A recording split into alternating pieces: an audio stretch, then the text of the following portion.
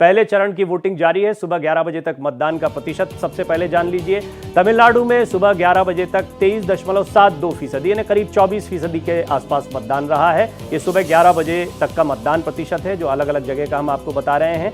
करीब 24% तमिलनाडु में, राजस्थान में भी करीब 23% के आसपास तक की वोटिंग हुई है, एग्जैक्ट 22.51%। नागालैंड में भी करीब 22.5% मतदान हुआ है। उत्तर प्रदेश में 25% के आसपास मतदान हुआ है। और त्रिपुरा में सुबह 11 बजे तक के मतदान की बात करें तो 33.28% मतदान हुआ है। उत्तराखंड में भी सुबह 11 बजे तक करीब 25% के आसपास वोटिंग हुई है। 24.65 अगर एग्जैक्ट वोटिंग का परसेंटेज जो आया है चुनाव आयोग की तरफ से उसकी बात करें तो। महाराष्ट्र में सुबह 11 बजे तक 19% मतदान, बिहार में सुबह 11 बजे तक 20% से थोड़ा ज़्यादा वोटिंग हुई है। असम में इसी तरह से 27.5% के आसपास मतदान हुआ है। छत्तीसगढ़ में सुबह 11 बजे तक 28% के आसपास वोटिंग हुई है। मणिपुर में सुबह 11 बजे तक करीब 28% के आसपास ही मतदान हुआ है। पश्चिम बंगाल में सुबह 11 बजे तक 33% से ज़्यादा मतदान हुआ। और इस वक्त सीधी तस्वीरें आप देख रहे हैं गृह मंत्री अमित शाह की।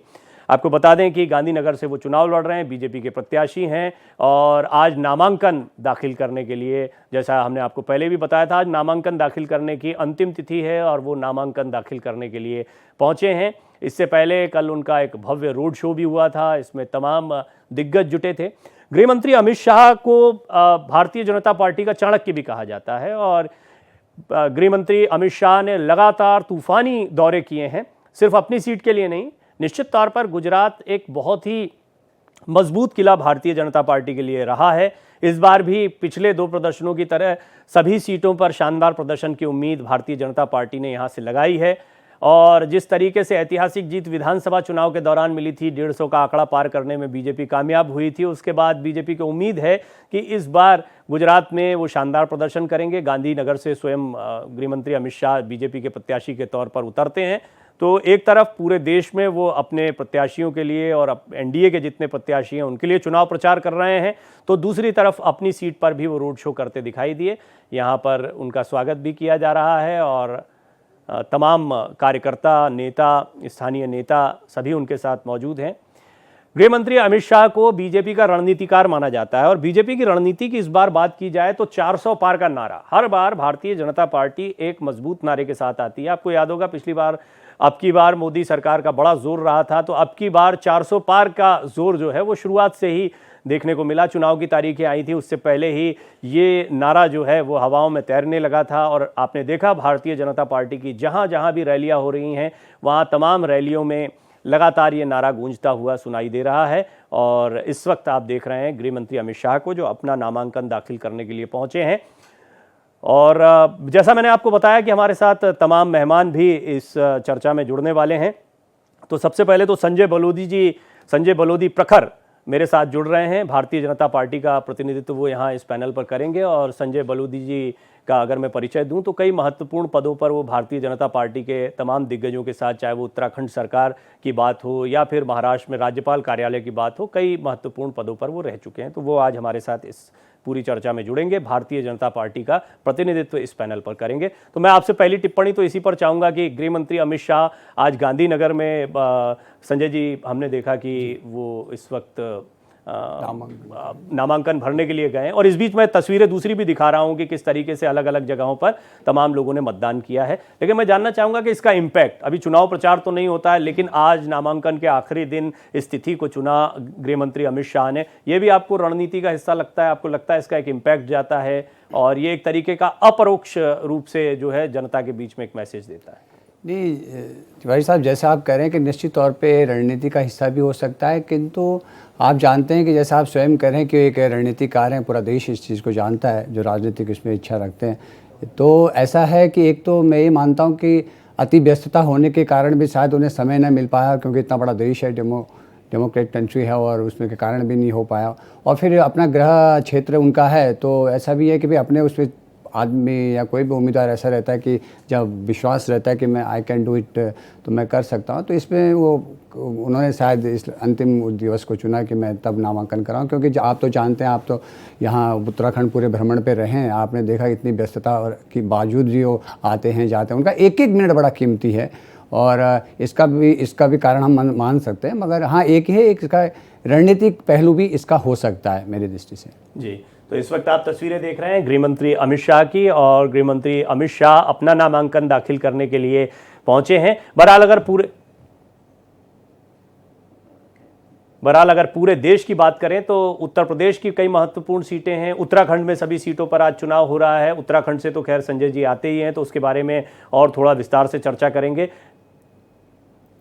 जी, यहाँ पे जैसा कि आप सभी लोग जानते हैं कि उत्तराखंड की 5 जो सीटें हैं, मात्र 5 सीटें लोकसभा की और 70 विधानसभा की सीटें हैं, और 5 सीटें बड़ी चर्चित मानी जा सकती हैं, क्योंकि आप देखेंगे कि आदरणीय प्रधानमंत्री जी का इस राज्य के प्रति एक बड़ा स्नेह रहा है, एक प्रेम रहा है, और 5 सीटें हमारे लिए, खासकर सिर्फ उत्तराखंड लोगों के लिए नहीं बल्कि भारतीय जनता पार्टी के लिए, पूरे देश के लिए भी एक बहुत ही महत्वपूर्ण सीटें कह सकते हैं इन्हें। और तैयारियां तो आप देख ही रहे हैं, और लोगों में उत्साह भी है। जैसा कि आपने बताया कि लगभग 11 बजे तक 20% से अधिक वोटिंग हो चुकी है, और देखना है कि अंतिम समय 5 बजे तक या उससे ऊपर लगभग कितना वो बढ़ता है। पर मेरा अनुमान है कि शायद अच्छी वोटिंग परसेंटेज रहेगी इस बार। क्या आपको लगता है, अभी तक मैंने देखा जितना ऑन एन एवरेज निकालें तो 27, 33, बहुत ज़्यादा से ज़्यादा तो 33-34% के आसपास दिखा, 33-34% 11 बजे तक ठीक ठाक मतदान का प्रतिशत होता है। गर्मी का समय भी है, तो हम देखते हैं कि थोड़ा दिन के समय प्रचंड गर्मी भी होती है, और बाद में जैसे जैसे शाम ढलती है तो थोड़ा मतदान का प्रतिशत बढ़ता है, या फिर सुबह बहुत ज़्यादा हमको फुटफॉल देखने को मिलता है। आप उत्साह कितना देख रहे हैं? निश्चित तौर पर आप भारतीय जनता पार्टी से जुड़े रहे हैं, लेकिन मैं चाहूँगा कि थोड़ा एक राजनीतिक विश्लेषक के नाते भी आप इस पर टिप्पणी करें कि आपको क्या लगता है कि किस तरह का उत्साह लोगों में रहा है इस बार, क्योंकि बड़ा एक तरफा तरीके की लड़ाई दिखाई पड़ चुनाव प्रचार के लिहाज से। मैं कह नहीं सकता कि अभी जनता के बीच में किस तरह का मन है, अंडर करंट क्या हो सकता है, लेकिन जो माहौल देखने को मिला उसमें बीजेपी पूरी तरह से छाई हुई है, प्रधानमंत्री मोदी का चेहरा पूरी तरह से छाया हुआ है। तो इससे बात तो बहुत स्पष्ट हो गई कि बड़ा एक तरफा चुनाव दिखाई देता है, विपक्ष में बड़ा बिखराव दिखाई देता है। आपको लगता है लोगों में वो उत्साह है? जब ऐसा होता है तो कई बार लोगों का उत्साह थोड़ा डाउन हो जाता है संजय जी। जी, जैसा कि मैं आपको बताना चाहूँगा, और आप भी स्वयं जानते हैं इस विषय को, कि इस चुनाव को लेकर एक बहुत बड़ा एक कह सकते हैं कि लोगों की दृष्टि रही है, और बहुत ध्यान रहा है। मैं कहता हूँ कि इवन उत्तराखंड ही नहीं, देश ही नहीं बल्कि विदेशों में भी एक इस चुनाव को लेकर बड़ा कौतूहल सा रहा है, और होगा भी क्यों नहीं। आखिर प्रधानमंत्री मोदी जी का जो नाम है, जो उनके कार्य हैं, और निश्चित तौर पे पूरे भारत में एक चर्चा का विषय, और 400 पार का जो उन्होंने नारा दिया है, निश्चित तौर पे उस पर कार्य भी किया जा रहा है। उनके पिछले वर्षों के जो रिकॉर्ड उनके कार्यों के रहे, तो बनता भी है, क्यों नहीं। अगर आदमी कार्य करता है तो निश्चित तौर पे बात बनती भी है, और पूरी उम्मीद है भारतीय जनता पार्टी को कि आदरणीय प्रधानमंत्री जी के नेतृत्व में और उनके जो विकास कार्यों को लेकर उन्होंने जो अभी तक कार्य किया, इस पर मैं और डिटेल में बात करूंगा। फटाफट वो सीटें देख लेते हैं जहां उत्तर प्रदेश के पहले चरण में वोटिंग हो रही है। पश्चिम यूपी का एक क्षेत्र है जहां पर पश्चिम यूपी की सभी महत्वपूर्ण सीटों पर आज मतदान हो रहा है। यूपी के पहले चरण की सीटों को अगर नक्शे में देखें तो नगीना, सहारनपुर, कैराना, मुरादाबाद, पीलीभीत, बिजनौर और मुजफ्फरनगर, रामपुर और मुजफ्फरनगर बड़े दिलचस्प होने वाले हैं। इस बार रामपुर में ये पहला मौका है जब आजम खान और नवाब परिवार दोनों ही यहाँ पर नहीं दिखाई पड़ते हैं। और दूसरी तरफ मुजफ्फरनगर की बात करें तो संजीव बालियान के लिए मुकाबला कड़ा होगा या पिछली 2 बार की तरह उनको कामयाबी मिलेगी, ये कुछ सवाल हैं जिनको लेकर अभी बहुत स्पष्टता सामने नहीं आई है। लेकिन ज़मीनी माहौल का, जैसे मैंने आपको बताया और अभी आपको संजय जी भी बता रहे थे, उत्तराखंड में या कुछ अन्य जगहों पर, उत्तर प्रदेश के भी कई क्षेत्रों में मैंने दौरा किया, और यहाँ पर हमने पाया कि एक जबरदस्त माहौल प्रचार के लिहाज से भारतीय जनता पार्टी का निश्चित तौर पर देखने को मिलता है। सत्ताधारी दल का असर होता है, प्रधानमंत्री मोदी जैसा प्रभावी चेहरा बीजेपी के पास है, उसका असर भी देखने को मिलता है। लेकिन इसके बावजूद जनता की बहुत सारी अपेक्षाएं होती हैं, बहुत सारे काम होते हैं, 10 साल के वादे होते हैं, और ये एक बड़ा पॉइंट है जो मुझे भी लगता है कि अगर मैं इसको एनालाइज करूं कि आपने अगर कुछ बड़े वादों को पूरा कर दिया है तो आप बहुत चौड़ा सीना लेकर सचमुच जनता के बीच में जाते हैं। आप ये कहते हैं कि देखिए हमने जो कहा था वो कर दिखाया। उसमें 370, राम मंदिर का निर्माण जैसी बहुत बड़ी बड़ी बातें जो अभी तक घोषणा पत्र में रहती थी वो अब उपलब्धियों के कॉलम में आ गई हैं। तो ये बीजेपी के लिए सचमुच में एक बहुत प्लस पॉइंट रहा, और निश्चित तौर पर ये रणनीतिक भी दिखाई देता है। कुछ और आप पूर्व सीएम की टक्कर देख रहे हैं, कल इस पर हमने खास कार्यक्रम भी आपके लिए बनाया है। तो कई, और ये ओ पनीरसेल्वम, ये बड़ा इंपॉर्टेंट चेहरा रहने वाले तमिलनाडु में, भारतीय जनता पार्टी के टिकट पर लड़ रहे हैं। लेकिन आपको मैं बता दूं कि ओ पनीरसेल्वम एक ऐसा चेहरा रहे हैं जो एक समय पर जयललिता के उत्तराधिकारी के तौर पर देखे जाते थे। और तमिलनाडु को लेकर, तमिलनाडु की सभी 39 सीटों पर आज मतदान हो रहा है और तमिलनाडु जो है वो बड़ा महत्वपूर्ण पहले फेज में मुझे दिखाई पड़ता है। लेकिन जैसा मैंने आपको बताया कि आज कई सारे मेहमान हमारे साथ जुड़े हैं, तो मैं बाकी के मेहमानों से भी आपका परिचय करा देता हूं। संजय बलोदी प्रखर मेरे साथ यहां पर मौजूद हैं। इसके अलावा सूर्य प्रकाश मैथिल जी, जो कि जाने माने राजनीतिक विश्लेषक हैं, वो भी हमारे साथ जुड़ रहे हैं। पीयूष पंत जी, वरिष्ठ पत्रकार, मेरे साथ जुड़ रहे हैं। और कांग्रेस की तरफ से प्रवक्ता वैभव त्रिपाठी जी मेरे साथ जुड़ रहे हैं। आप सभी का मैं बहुत बहुत स्वागत करता हूं। पीयूष जी, एक न्यूट्रल कमेंट पहले आपका चाहता हूं कि जैसा मैंने कहा कि प्रचार के लिहाज से एक चीज देखने को मिलती है और एक अंडर करंट होता है। उत्तराखंड में मैं गया, उत्तर प्रदेश में गया, जहां जहां गया वहां मैंने देखा प्रचार में भारतीय जनता पार्टी जबरदस्त तौर पर हावी दिखाई दी है। अंडर करंट या बाकी चीजों को कैसे एनालाइज करें? अभी इस बार के चुनाव को देखकर कोई चुनाव याद आता है या आपको लगता है सचमुच 2024 का चुनाव बिल्कुल अलग है, बिल्कुल जुदा है? देखिए, इसमें कोई दो राय नहीं कि ये चुनाव बिल्कुल अलग है, क्योंकि यहाँ मुद्दे भी जो है बहुत महत्वपूर्ण है। और जो महंगाई और बेरोजगारी जो है, लोगों वो लेके काफ़ी उद्वेलित हैं लोग। और दूसरा ये भी है कि देखिए, इस बार इतना साइलेंस भी दिखाई दे रहा है। मतलब शुरू से ही, अभी नहीं, जब से डिक्लेयर हुआ चुनाव उसके उस समय से ही जो है, ऐसा लग नहीं रहा है कि इस देश में लोकसभा का चुनाव हो रहा है। तो ये एक बहुत बड़ी बात इस बार मुझे दिखाई दे रही है कि वरना इतना, अब देखिए सड़कों पे भी आप उस तरह से प्रचार प्रसार नहीं देखते अब पार्टियों का। अब ऑनलाइन इतना डिजिटलाइजेशन का इतना वो हो गया कि सिर्फ जो कॉन्स्टिट्यूंसीज हैं वहीं पे जो जो चुनाव की तिथि आती है तब वहां पे आपको दिखाई देता है। नहीं तो आप पहले, मुझे याद है कि जो एक माहौल बन जाता था, जुलूस निकलते थे, लाउड स्पीकर से जो है कि प्रचार होता था, तमाम चीजें। अभी हाल पिछले चुनाव तक भी गाने बजाने बजते थे। इस बार सरप्राइजिंगली कोई पार्टी का थीम सॉन्ग भी नहीं सुनाई दे रहा है आपको। तो ये एक बहुत बड़ा एक परिवर्तन मुझे दिखाई दे रहा है।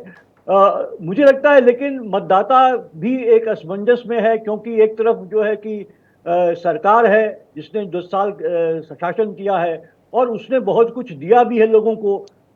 और दूसरी तरफ जो है कि उनका एक जो है कि मोह भंग भी है, क्योंकि वो चीज़ें उनके हाथ में आई नहीं उस तरीके से जिस तरीके से आनी चाहिए। प्लस जो है कि बेरोजगारी इतनी भयंकर है लोगों के बीच में। अब देखिए, जैसे उत्तराखंड की आप बात कर लीजिए, तो जो अग्निवीर सेना है, बहुत ज़्यादा लोग यहाँ पे उद्वेलित हैं उसको लेकर, जितने युवा हैं, वो एक बड़ा फैक्टर यहाँ हो सकता है। और लोग मन में, मुझे लगता है, इस बार काफ़ी कुछ खुले रूप से नहीं कह रहे हैं। एक जो साइलेंट मतदाता होता है उसकी संख्या इस बार मुझे लगती है ज़्यादा है।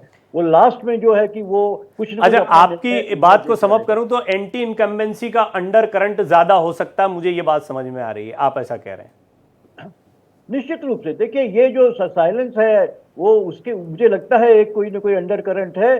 जो लोगों के अंदर एंटी इनकम्बेंसी तो है ही, लोग बहुत से मामले हैं। आप देखिए, मैं उत्तराखंड की अगर बात करूं तो अंकिता भंडारी का देखिए, अभी तक जो है सीधे सीधे बीजेपी के नेता का, एमएलए का वहां पे इन्वॉल्वमेंट उसमें रहा है। उसके परिवार के लोग थक गए धरना प्रदर्शन करते, कोई नहीं, उल्टे एक पत्रकार ने जो एक्सपोज किया उसको जेल में भेज दिया गया। वो है आपका जोशीमठ का बहुत बड़ा मुद्दा है वहां पे।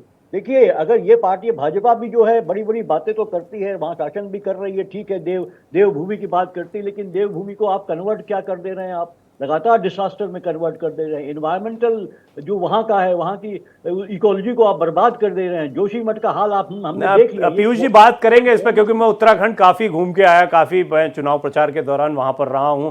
अनिल बलूनी जी का प्रचार देखा, पौड़ी गढ़वाल को बड़ा करीब से जानने का प्रयास किया है, तो मैं इस पर जरूर निश्चित तौर पर बात करूंगा। लेकिन वैभव जी, मैं आपसे, और मैं इस बीच में एक और परिचय करा दूं, धनंजय गिरी जी भी आप टेलीविजन स्क्रीन पर लगातार देख पा रहे हैं, प्रवक्ता हैं भारतीय जनता पार्टी की ओर से। मैं आपका भी स्वागत करता हूं धनंजय जी। वैभव जी, मैं आपसे सवाल पूछना चाहूंगा। ये बात बिल्कुल सही है जो पीयूष पंत जी ने कहा, अब उसका कारण अलग अलग हो सकता है, लेकिन चुनाव प्रचार में उत्तराखंड में, उत्तर प्रदेश में, कई जगहों पर जहां जहां मैं गया वहां पर कांग्रेस जो है उसका प्रचार नदारद दिखाई देता है। और इसको बीजेपी की तरफ से जो कहा जाता है वो मैं आपको बता दूं कि कौन पैसा बर्बाद करे ये जानते हैं कांग्रेस के नेता भी, कार्यकर्ता भी। लेकिन मैं चाहूंगा जरा आप अपने नजरिए से बताएं कि क्या इसकी वजह है, और क्या ऐसा सचमुच है कि कांग्रेस का प्रचार इस बार बीजेपी से थोड़ा कमजोर दिखाई दे रहा है? देखिए, कांग्रेस का प्रचार कांग्रेस जनता के बीच जाके जन अधिकारों की बात करे, जनता के द्वारा जो सुझाव आए हैं उसके लिए उन्होंने बात की है। राहुल गांधी जी ने 10,000 किलोमीटर की यात्रा की और जो जनता के सुझाव, महंगाई, बेरोजगारी, भ्रष्टाचार, आर्थिक अंतर, कम्युनल हार्मोनी, इन सारे मुद्दों पर बात की। और पीयूष भी तो कह रहे थे, उत्तराखंड के लिहाज से अगर बात की जाए तो उत्तराखंड तो सैनिकों का प्रदेश है। वहाँ हर घर में एक दो लोग सेना में होते हैं। तो इस सरकार ने अग्निवीर को ला के प्राइड छीना है सेना का। जो सेना में सेवा के साथ प्राइड पाते थे लोग, अब उनको 4 साल के लिए अगर करते हैं और शहादत पे उनको शहीद का दर्जा नहीं मिलता है, तो इस बात को लेकर युवाओं वैभव जी, में मैं बहुत जिम्मेदारी से ये बात कह रहा हूं क्योंकि मैं उत्तराखंड में था, वहां पर मैंने पूर्व सैनिकों से बात की। पूर्व सैनिकों का पूरा विंग जो है वो बीजेपी के साथ खड़े दिखाई देता है। अनिल बलूनी जी हो या किसी अन्य प्रत्याशी के प्रचार में दिखाई देता है और वो बड़े खुश दिखाई देते हैं। तो ये भी थोड़ा बताएं, क्योंकि सेना को लेकर तो बीजेपी ने एक बहुत ही सकारात्मक स्टैंड हमेशा रखा है और उसका एक इंप्रेशन गया भी है। नहीं, ऐसा नहीं है। आप शायद भाजपा के जो सैन्य प्रकोष्ठ के पदाधिकारियों से आपकी मुलाकात हो गई हो इत्तेफाक, मैं उस पर कुछ नहीं कहता। लेकिन ओआरओपी के मामले में इस सरकार ने 10 साल में सेना के पूर्व सैनिकों को छलने का काम किया है। अग्निवीर के नाम पे सेना को कमजोर करने का काम किया है और सेना के प्राइड को इस तरीके से इन्होंने कम किया है कि चाइना हमारे देश की सीमा में घुस जाता है और प्रधानमंत्री जी उनको क्लीन चिट देते हैं। तो उन सैनिकों के मनोबल पे बहुत प्रतिकूल असर पड़ता है कि एक तरफ चाइना घुस के आ रहा है और हमारा प्राइम मिनिस्टर बोलता है कि कोई ना आया, जबकि विदेश मंत्री, रक्षा मंत्री सब ये बात स्वीकार कर रहे हैं कि अब वो वापस जा रहे हैं। तो अब इन सारी चीजों को लेकर सेना में भी और सेना के जो सैनिक हैं उनमें इनके खिलाफ आक्रोश है। हो सकता है, मैं इस बात से नहीं नकार रहा कि आपसे जो लोग मिले हैं वो क्या कह रहे थे, हो सकता है कि वो पक्षपात के समर्थक रहे हों, लेकिन बड़ी बात ठीक ये है, बहुत एक स्पेसिफिक मुद्दा हो जाता है। हालांकि आपने बिल्कुल ठीक कहा, है मुद्दा सही उठाया है। पीयूष जी ने भी जो उठाया था, उत्तराखंड पर हम बड़ा सेंट्रिक हो गए हैं, लेकिन एक जो पूर्व सैनिकों का या सैनिकों का सम्मान का मुद्दा है। मैं आऊंगा वैभव जी, एक्चुअली सभी मेहमानों को मैं चाहता हूं कि चर्चा में एक बार इन्वॉल्व कर लिया जाए, फिर एक एक करके चर्चा को आगे बढ़ाते हैं। सूर्य प्रकाश मैथिल जी भी मेरे साथ स्टूडियो में मौजूद हैं, तो सूर्य प्रकाश जी आपका स्वागत करता हूं।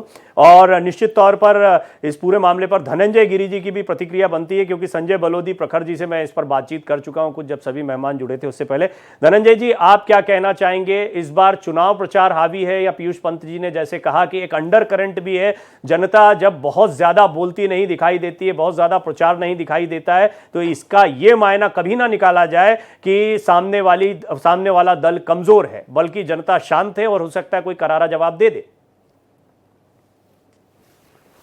नहीं प्रवीण जी, ऐसा है कि सामने वाला दल कहां है, कांग्रेस कब के वो बल कहां है, कांग्रेस सबल कहां है। कांग्रेस अपने इतिहास के सबसे ज्यादा कम सीटों पे लड़ रही है और कांग्रेस जिन जिन को टिकट दे रही है विभिन्न प्रदेशों में, वो पूरा पार्टी को ही छोड़ के भाग जा रहे हैं। ये स्थिति है।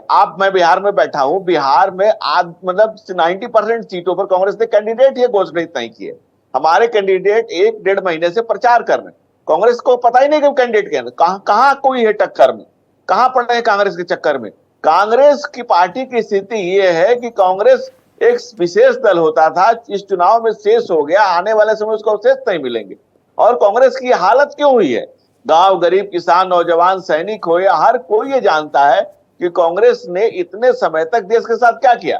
2004 में सरदार अटल बिहारी वाजपेयी ने जो सरकार छोड़ी थी, भारत 11वीं अर्थव्यवस्था था, और 2014 में जो नरेंद्र मोदी जी ने सरकार संभाली, 11वीं अर्थव्यवस्था भारत फिर भी था। आज 5वीं सबसे बड़ी अर्थव्यवस्था है, तीसरी की तरफ हम ले जाने के लिए उत्कृष्ट है। 120 सैटेलाइट लॉन्च किए गए हैं, चांद के दक्षिण ध्रुव पर गए हैं, सूरज से आंखें मिलाए हैं। 12 करोड़ किसान सम्मान निधि, 12 करोड़ टॉयलेट बने हैं, 4 करोड़ किसानों के, गरीबों के घर बने हैं।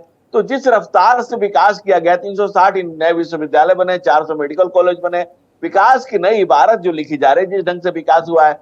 डिफेंस की बात करें तो डिफेंस में 0 एक्सपोर्ट होता था, आज हम 36,000 करोड़ 37,000 करोड़ का एक्सपोर्ट कर रहे हैं। आज अलग अलग देश से हमारे तरफ देख रहे हैं। आज वैश्विक परिस्थिति जो हमारे साथ है, जो दुनिया में भारत का डंका बज रहा है, नरेंद्र मोदी जी के नेतृत्व में नेशन जिस नई ऊंचाइयों को छू रहा है, कांग्रेस की अगर आप बात करें तो कांग्रेस चुनाव धनंजय जी, मैं जानता हूं कि ये सारी उपलब्धियां जो है उपलब्धियों के कॉलम में आएगी और अभी आपसे जो सवाल पूछे जाएंगे या विपक्ष की तरफ से आरोप आएंगे वो दो मुद्दों पर आएंगे, महंगाई और बेरोजगारी। मैं चाहूंगा कि अन्य लोगों के पास जाएं या वैभव त्रिपाठी जी लगातार कुछ कहना चाह रहे हैं, उससे पहले महंगाई और बेरोजगारी पर आप टिप्पणी कर दें ताकि बाकी मेहमानों के पास जाएं। परवीन जी, 2004 में जब प्रधानमंत्री अटल बिहारी वाजपेयी ने कुर्सी छोड़ी थी तो 36 रुपए पेट्रोल था। 2014 में जब हमें सरकार मिली तो 76 रुपए पेट्रोल था। 113% बढ़ा और आज 96 रुपए है, 97 रुपए है, तो 30% बढ़ा। तो महंगाई को आप अनुपातिक देखेंगे ना, एक अनुपात में आप महंगाई की अगर तुलना करें तो 130% पेट्रोल का दाम बढ़ा था, 30% पे बढ़ा है। तो महंगाई किस तरह से, बेरोजगारी किस तरह से, आज कितने यूनिकॉर्न बने और रोजगार के कितने अवसर पैदा हुए हैं, किस तेजी से आज अगर बात करें कितने देश आज रुपीस में हमारे साथ ट्रेड कर रहे हैं, तो ये नई पीढ़ी इसको तमाम चीजों को देख रही है और कांग्रेस वही पुराने ढर्रे पे पुरानी बातें कर रही है 5 पीढ़ियों से। लोकतंत्र क्या लोकलाज के लिए भी खराब है प्रवीण जी कि 5 पीढ़ियों से एक पार्टी एक परिवार के कब्जे में है। ये लाज शर्म के लिए भी ठीक नहीं है। आप भी बहुत दिनों से यही बात बोल रहे हैं, लोकलाज के लिए भी ठीक नहीं है। ठीक है, मैं आता हूं धनंजय जी आपके पास। सूर्य प्रकाश जी, आप कुछ कहना चाह रहे हैं, फिर मैं वैभव जी के पास जाऊं। एक एक करके कमेंट ले लेते हैं, फिर चर्चा मोनोलॉग हो जाएगा। धनंजय जी सुन लेते हैं। धन्यवाद। पहले तो आपको और पूरे देश को भारत माता की जय, वंदे मातरम। और अभी मैं कांग्रेस के प्रवक्ता को सुन रहा था, उससे पहले पीयूष पंत जी को भी सुना मैंने। आप उत्तराखंड के विषय में जो बात कर रहे हैं, आपने कभी उत्तराखंड को समझा? आपने देखा कि आखिर क्या क्या जरूरतें हैं उत्तराखंड की? उत्तराखंड में जब सत्ता में कांग्रेस थी तो स्थिति क्या थी, आर्थिक रूप से, सामाजिक रूप से?